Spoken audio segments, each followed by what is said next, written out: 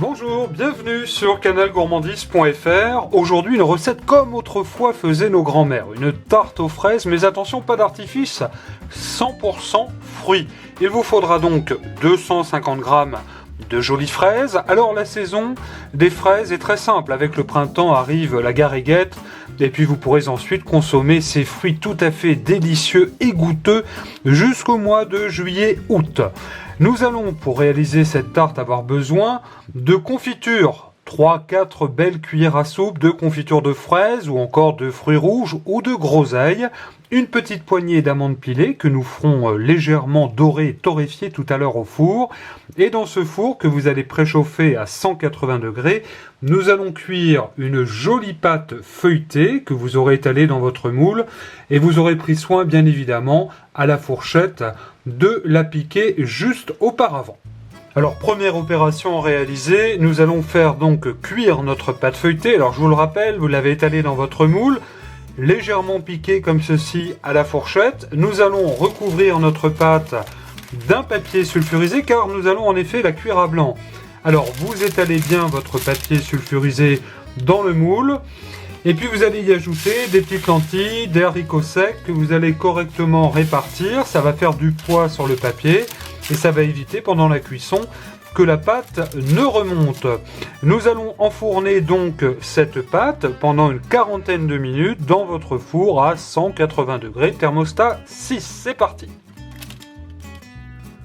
Ensuite, je vais profiter que mon four est en marche, est en route, à 180 degrés, c'est la température idéale pour mettre mes petites amandes effilées sur une plaque et bien sûr sur un papier sulfurisé.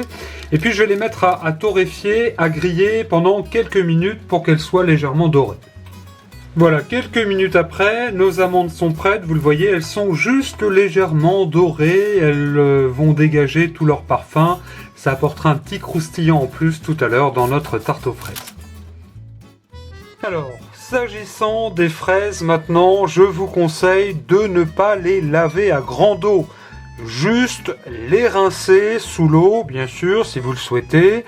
Et surtout, vous n'enlevez pas la queue avant de les laver, sinon le fruit se gorgerait d'eau et ça ne lui donnerait plus le goût qu'on lui connaît bien sûr. Pendant la cuisson de la pâte, vous versez la confiture dans la casserole. Et vous allez ajouter à cette confiture environ 3-4 cuillères à soupe d'eau que vous allez bien remuer. Tout à l'heure, nous ferons chauffer cette eau et cette confiture. Ça va faire un petit sirop de confiture qui viendra napper notre tarte aux fraises. Oui, je sais, c'est très gourmand, mais c'est comme ça que faisaient nos grands-mères. Préparons nos fraises à présent. Alors, je les ai rincées comme je vous ai indiqué. Puis, je vais simplement, à l'aide d'un petit couteau, les équeuter comme ceci. Vous voyez, en coupant la base. Voilà. Alors pour les plus grosses, ensuite, eh bien, comme celle-ci par exemple, je ne vais pas hésiter à les couper en 2, voire en 4. Je viens tout juste de sortir la pâte du four. Vous voyez, elle est bien comme il faut, bien dorée. Voilà, bien cuite. Elle sera vraiment très croustillante tout à l'heure. On va quand même la laisser refroidir une petite vingtaine de minutes avant de faire la suite de la recette. Notre gourmandise sera prête dans un instant. Ma pâte a refroidi, j'ai fait chauffer dans une casserole ma confiture avec, je vous l'avais dit tout à l'heure, quelques cuillères à soupe d'eau.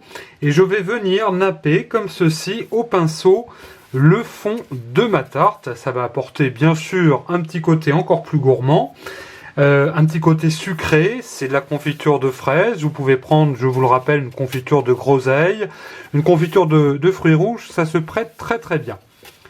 Ensuite, j'ai disposé mes fraises, je vous l'accorde d'une manière très généreuse sur notre fond de tarte.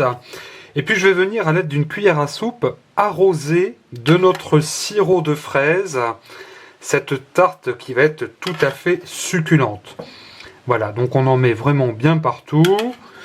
Alors, je rappelle qu'on a mis à peu près 4 à 5 cuillères à soupe de confiture de fraises. Voilà.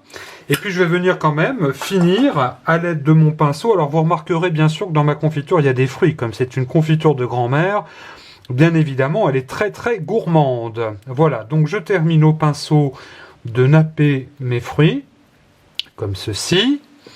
Et puis, pour apporter ce petit croustillant et gourmand, eh bien nous allons venir parsemer des petites amandes qui, je vous le rappelle, ont torréfié légèrement doré tout à l'heure au four. Voilà, donc on en met comme on veut, comme on est gourmand, pas trop quand même, mais juste ce qu'il faut pour que ça fasse un petit craquant, puis que ça fasse joli aussi, hein, parce que c'est aussi ça un dessert, il faut que ce soit beau et bon.